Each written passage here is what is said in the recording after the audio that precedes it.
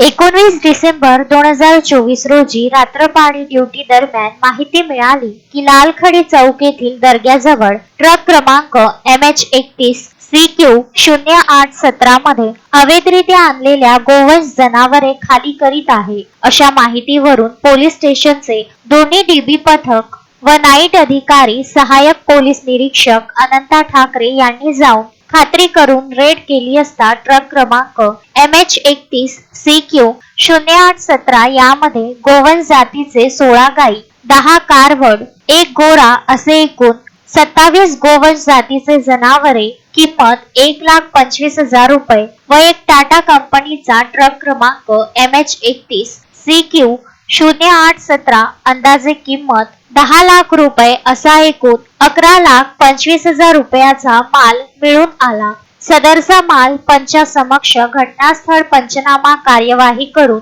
जप्त करण्यात आला। सदर गोवंश जनावरे संरक्षण व सुरक्षिततेच्या दृष्टीने गौरक्षण संस्था दस्तूरनगर अमरावती येथे दाखल करण्यात आले। यातील गोवंश जनावरांचे पाय व मुंडके दोरीच्या सहाय्याने बांधून ट्रक मध्ये कोंबून निर्दयतेने कत्तल करण्याकरिता ट्रक मध्ये वाहतूक केल्याने ट्रकचे चालक व मालक याच्या विरुद्ध अपराध क्रमांक 478/2024 कलम 5(a)(1) 5(ब)(8) महाराष्ट्र प्राणी संरक्षण सुधारणा अधिनियम 1995 सह कायदा कलम 11(घ)(च)(ज)(झ) प्राण्याचा छळ प्रतिबंध अधिनियम 1960 अन्वये गुन्हा दाखल करण्यात आला। शोएब खान, विदर्भ न्यूज, अमरावती।